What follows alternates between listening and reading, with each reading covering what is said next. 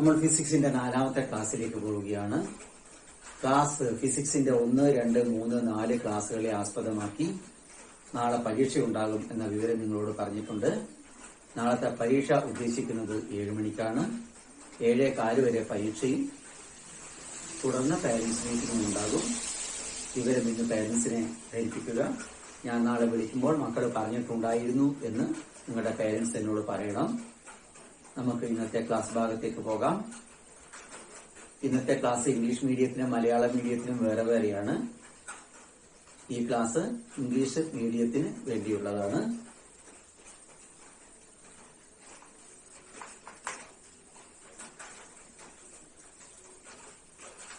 ഇന്നലെ നമ്മളൊരു കണക്കിലാണ് അവസാനിപ്പിച്ചത്. When 0.2 ampere current flows through a resistance of conductor 200 ohm in 3 minutes. We have calculated the heat generated, that is 2400 joule. Now you want to study to convert a joule measure into calorie measure. The point is that 4.2 joule is equal to 1 calorie. So, to convert a joule measure into calorie measure, we can divide the joule measure by 4.2. To convert calorie measure to joule measure, we must calculate the calorie measure. That means 3 calorie is equal to 3 into 4.2 joule. To convert calorie to joule,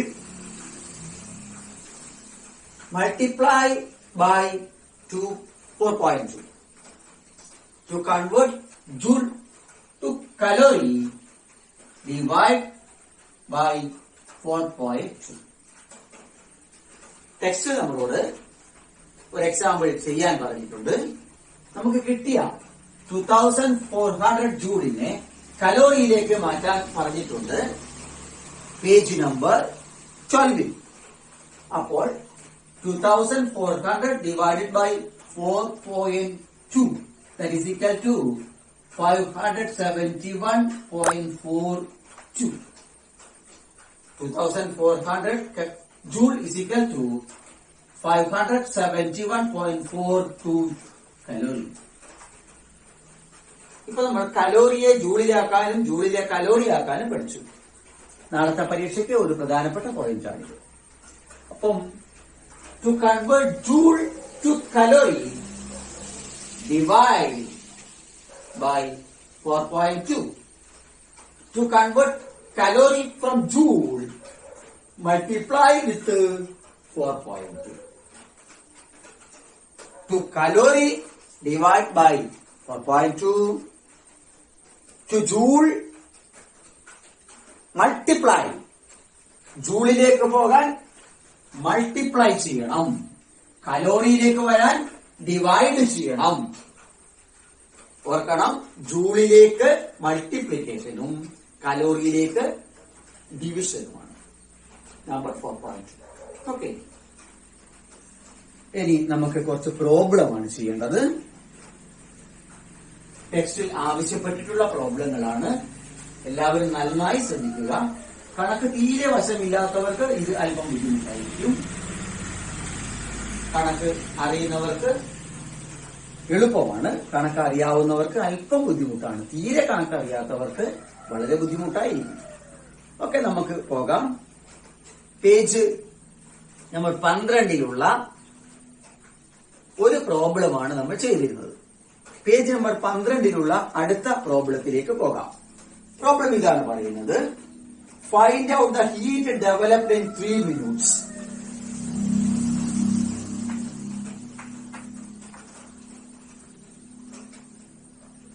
By a device of resistance 920 ohm.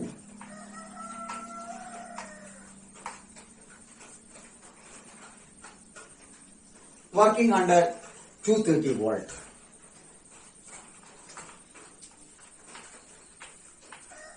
ഇതാണ് ചോദ്യം. 920 ohm resistance ഉള്ള ഒരു കണ്ടക്ടറിനെ ഒരു ഡിവൈസിനെ 230 വോൾട്ടിൽ connect ചെയ്തിരിക്കുന്നു. 3 minutes കൊണ്ട് അവിടെ ഉണ്ടാകുന്ന ഹീറ്റ് കാൽക്കുലേറ്റ് ചെയ്യാനാണ് നമ്മളോട് പറഞ്ഞിരിക്കുന്നത്. ഓക്കെ, നമുക്ക് ഹീറ്റ് കാൽക്കുലേറ്റ് ചെയ്യാം. ആദ്യം ഹീറ്റ് കാൽക്കുലേറ്റ് ചെയ്യാനുള്ള ഇക്വേഷൻ എഴുതുക. H is equal to I² RT. ഇവിടെ തന്നിരിക്കുന്ന വിവരം നോക്കുക. T തന്നിട്ടുണ്ട്. T is equal to 3 minutes. മിനിറ്റ്സിൽ എഴുതരുത് എന്ന് ഇങ്ങനെ ഞാൻ പഠിപ്പിച്ചിട്ടുണ്ട്. സെക്കൻഡിലേക്ക് മാറ്റണം. T is equal to 180 seconds. R is equal to 920 ohm. V is equal to 230. ഇവിടെ ഇക്വേഷൻ പ്രകാരം നമുക്ക് ഐയും ആറും ടിയും കിട്ടണം. എന്നാൽ ആറും ടിയും കിട്ടിയിട്ടുണ്ട്, ഐ കിട്ടിയിട്ടില്ല. അതുകൊണ്ട് ഐ കണ്ടുപിടിക്കാനുള്ള സമവാക്യം ഓർത്തു വെക്കുക. I is equal to V by R. അതുകൊണ്ട് ഐ എന്ന് പറയുന്നത് V ഇവിടെ 230 ആണ്. 230 ഡിവൈഡഡ് ബൈ 920. ഐയുടെ യൂണിറ്റ് ആംപിയർ. ഇവിടെ I is equal to 230 divided by 920 ampere. ഇത് ചോദ്യത്തിൽ തന്നിട്ടില്ല, നമ്മൾ കണ്ടുപിടിച്ചതാണ്. ഐ തരാത്തത് കൊണ്ടാണ് അവർ വി തന്നത്. വിയിൽ നിന്നും നമ്മൾ ഐ കണ്ടുപിടിക്കണം. അങ്ങനെയാണെങ്കിൽ ഹീറ്റ് എന്തായിരിക്കും? I². ഐ എന്ന് പറയുന്നത് 230 ബൈ 920. I² ആകുമ്പോൾ 230 by 920 into 230 by 920 I². R എന്ന് പറയുന്നത് 920. T എന്ന് പറയുന്നത് 180 is equal to 920 ക്യാൻസൽ ആവും. ബാക്കിയുള്ളത് 230 ഇൻറ്റു 230 ഇൻറ്റു 180 ഡിവൈഡഡ് ബൈ 920. 230നെ 230 കൊണ്ട് ഗുണിക്കുക. കിട്ടിയ ഉത്തരത്തിനെ 150 കൊണ്ട് ഗുണിക്കുക. ഉത്തരത്തിനെ 920 കൊണ്ട് ഡിവൈഡ് ചെയ്യുക. അങ്ങനെ ഡിവൈഡ് ചെയ്യുമ്പോൾ 10,350 ജൂൾ എന്ന് ഇത്രയും ഹീറ്റ് ഉണ്ടാകും. വേക്ക് മാർക്കുണ്ടാകും. ഉത്തരത്തിൽ ഡിവൈഡ് ചെയ്യുമ്പോൾ ചെറിയ തെറ്റ് വന്നാലും അധികം മാർക്ക് കുറയുകയില്ല. ഇപ്പോൾ വീട്ടിൽ നിന്ന് ചെയ്തു നോക്കുമ്പോൾ നിങ്ങൾക്ക് സമാധാനം കിട്ടാൻ, യഥാർത്ഥ ഉത്തരം കിട്ടാൻ ഇത്രയും എഴുതുക. ഇതിനെ കാൽക്കുലേറ്റർ കൊണ്ട് ഇൻറ്റു ചെയ്ത് നോക്കുക. 230നെ 230 കൊണ്ട് ഇൻറ്റു ചെയ്യുക. ആൻസറിനെ 180 കൊണ്ട് ഇൻറ്റു ചെയ്യുക. കിട്ടിയ ആൻസറിനെ 920 കൊണ്ട് ഡിവൈഡ് ചെയ്യുക. 10,350 കിട്ടും. ഓക്കെ, നമുക്ക് അടുത്ത കണക്ക് ചോദ്യത്തിലേക്ക് പോകാം.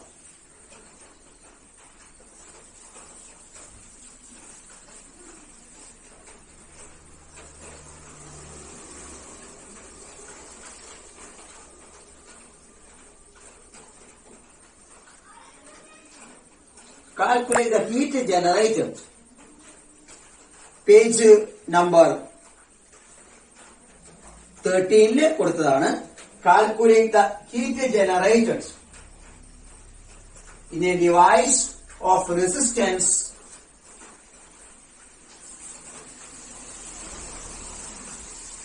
1150 ohm connected in 230 volt in 5 minutes. Calculate the heat generated in a device of resistance 1150 ohm connected in 230 volt in 5 minutes. ഇവിടെ ഉണ്ടാകുന്ന ഹീറ്റ് കണക്കാക്കാനാണ് നമ്മളോട് പറഞ്ഞത്. ഓക്കെ, നമുക്ക് ഹീറ്റ് കണക്കാക്കാം. H is equal to I² RT. ഇവിടെ R തന്നിട്ടുണ്ട് 1150 ohm. V T തന്നിട്ടുണ്ട് 5 into 60 300 seconds. And V is equal to 230 volt. I തന്നിട്ടില്ല, അതുകൊണ്ട് നമുക്ക് I കണ്ടുപിടിക്കണം. I is equal to V by R. That is equal to 230 divided by 1000 150. ഇവിടെ ഐയും ആറും ഡിയും കിട്ടി. നമുക്ക് ഹീറ്റ് കണ്ടുപിടിക്കാം. I square 230 by 1150 into 230 by 1150 into R into T,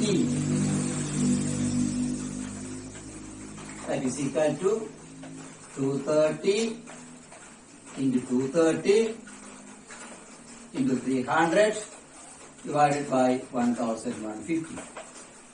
ഇതിനെ നിങ്ങൾക്ക് ക്രിയ ചെയ്ത് കഴിഞ്ഞാൽ 13,800 ജൂൾ കിട്ടും.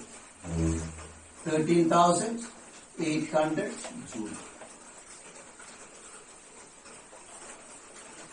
230നെ 230 കൊണ്ട് ഇൻറ്റു ചെയ്യാം. ആൻസറിനെ 300 കൊണ്ട് ഇൻറ്റു ചെയ്യാം. 1,150 കൊണ്ട് ഡിവൈഡ് ചെയ്യാം. 13,800 ജൂൾ കിട്ടും.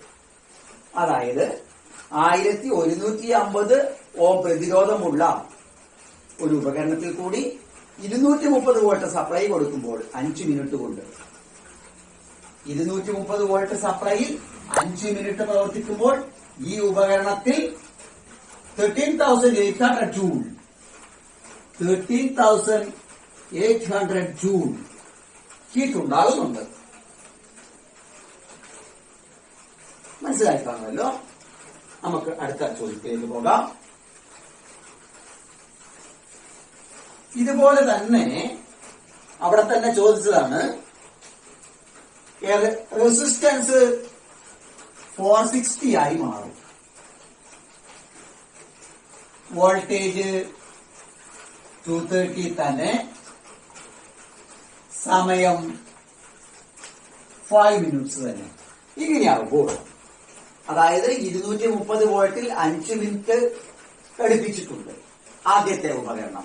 രണ്ടാമത്തേത് 230 വോൾട്ടിൽ 5 മിനിറ്റ് ഘടിപ്പിച്ചിട്ടുണ്ട്. പക്ഷെ റെസിസ്റ്റൻസിൽ മാറ്റമുണ്ട്. ഒന്നാമത്തതിന്റെ റെസിസ്റ്റൻസ് 1150 ആണ്, 1150 ആണ്. എന്നാൽ രണ്ടാമത്തത് 460 മാത്രം. ഇവിടെ ഉണ്ടാകുന്ന ഹീറ്റ് നമുക്ക് കണ്ടെത്താം. H is equal to I square RT. ഇവിടെ R is equal to 460 ohm, E is equal to 5 into 60 seconds, V is equal to 230. Therefore, I can be calculated as I is equal to V by R, that is equal to 230 by 460 ampere. So we can calculate the heat. H is equal to I square 230 divided by 460 into 230 divided by 460 into 460 into 300. 460, 460. 230 into 230 into 300 divided by 460. That is equal to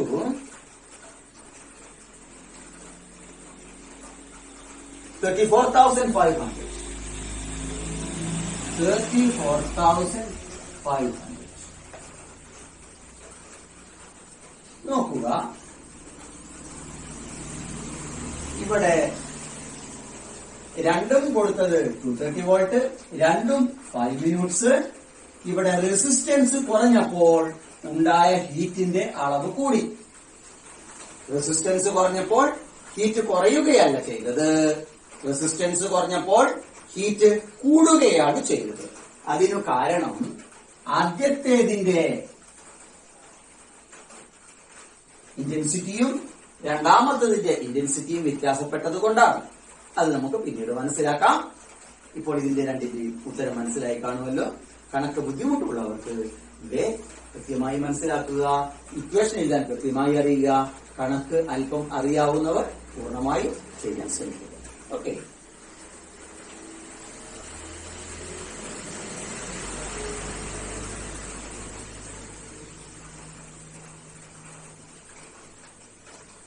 page number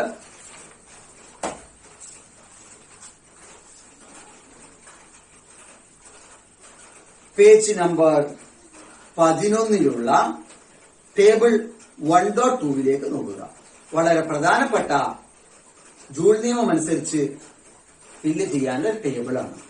വളരെ നന്നായി മനസ്സിലാക്കുക. നാളത്തെ പരീക്ഷയ്ക്ക് വളരെ ചോദ്യങ്ങൾ ആ ടേബിളിൽ നിന്ന് നിങ്ങൾക്ക് പ്രതീക്ഷിക്കാം. ഇപ്പൊ ടേബിൾ നോക്കുക. ആദ്യം നിങ്ങൾക്ക് റെസിസ്റ്റൻസ് തന്നിരിക്കുന്നു, പിന്നെ ഇന്റൻസിറ്റി തന്നിരിക്കുന്നു, പിന്നെ ടൈം തന്നിരിക്കുന്നു, ഹീറ്റ് കാൽക്കുലേറ്റ് ചെയ്യണം,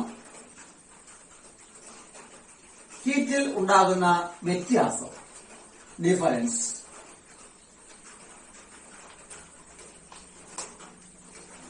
ചേഞ്ച് ഒരെണ്ണം അവർ ഫില്ല് ചെയ്തിട്ടുണ്ട്.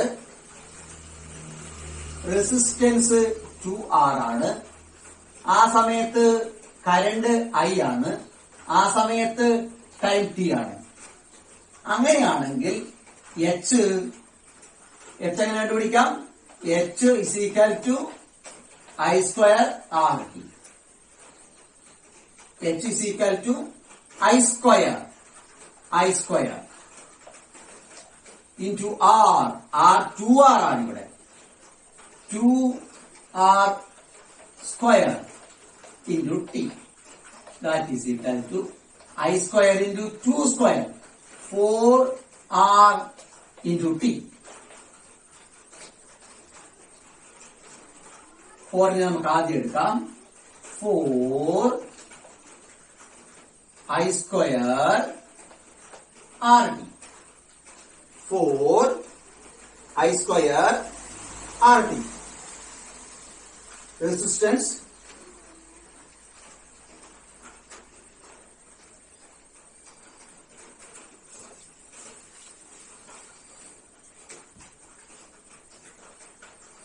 H is equal to I square RT.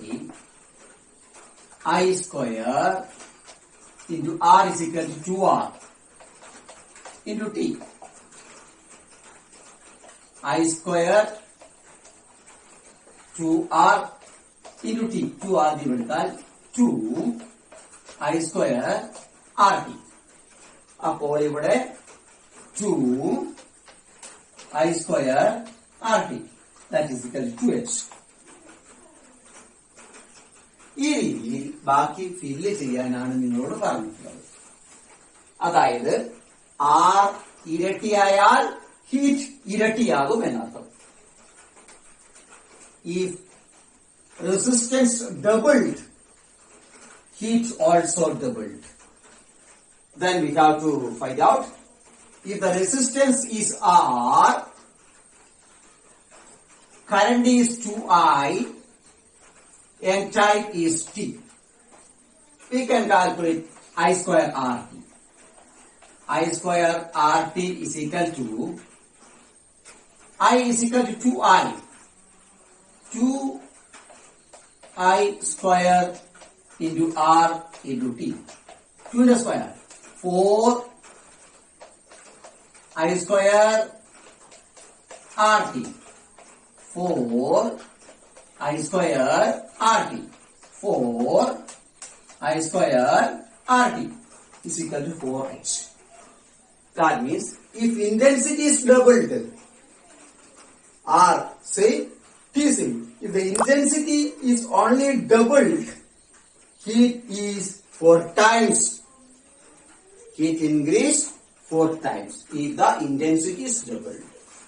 If the resistance is doubled, heat only doubled. But if the intensity is doubled, heat is 4 times.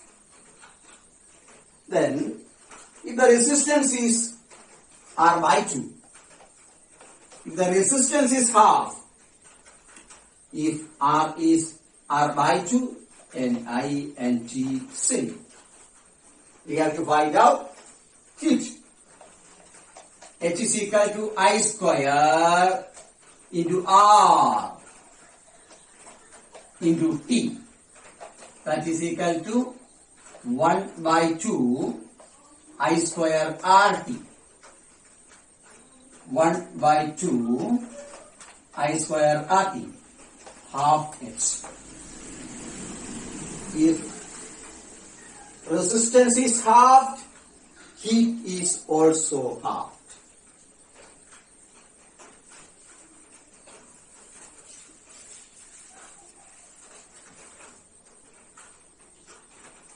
Then resistance R, intensity is halved, I by 2.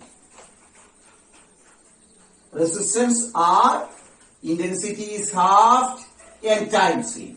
Here, H is equal to I square RT. That is equal to I square, I by 2 whole square into RT. 1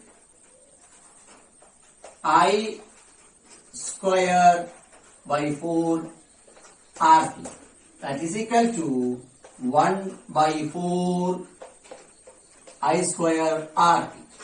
Here 1 by 4 I square RT. That is equal to 1 by 4 H. If intensity is halved, heat is 1 by 4 times. It is 1 by 4 times.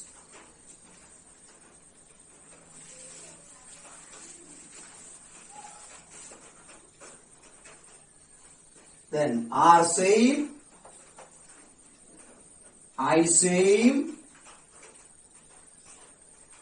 T doubled. Then H is equal to I square R T. That is equal to 2 I square RT. 2 I square RT. That is equal to 2H. If time is doubled, resistance and intensity is same. Heat is only doubled.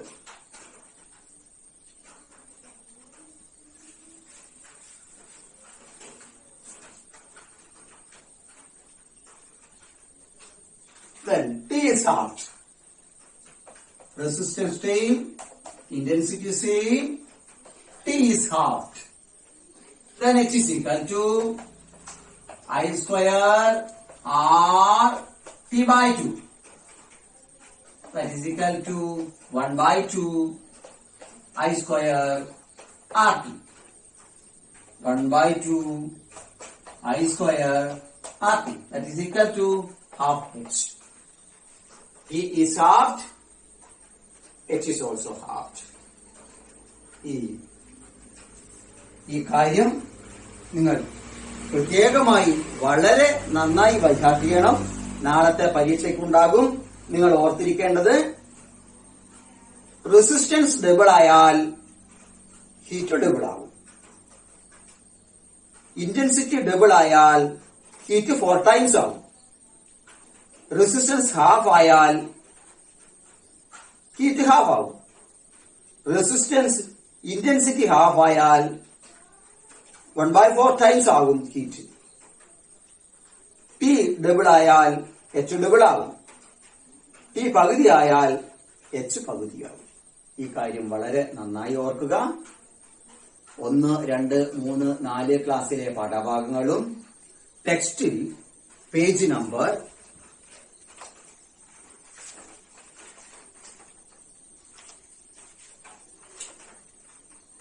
7, 8, 9, 10, 11, 12, 13. 8 മുതൽ 13 വരെ ടെക്സ്റ്റിലെ പേജുകളും ഞാൻ തന്ന നോട്ടുകളുമാണ് പരീക്ഷയ്ക്ക് ആധാരമായി പഠിക്കേണ്ടത്. നാളെ 7 മണിക്കായിരിക്കും പരീക്ഷ. നാളെ പരീക്ഷ ആയതുകൊണ്ട് ക്ലാസ് ഉണ്ടായിരിക്കുകയില്ല. പരീക്ഷയെക്കുറിച്ചുള്ള വിവരങ്ങൾ ഒരു വീഡിയോയിലൂടെ കിട്ടും. പിന്നെ നാളെ പേരൻസിനെ വിളിച്ചു പറയും. പരീക്ഷയ്ക്ക് ഇത്രയും കാര്യങ്ങൾ മാത്രമേ പഠിക്കേണ്ടതുള്ളൂ. നാളെ നിർബന്ധമായും എല്ലാവരും പരീക്ഷ എഴുതണം. ഇന്നത്തെ ക്ലാസ് തീരുകയാണ്. Thank you.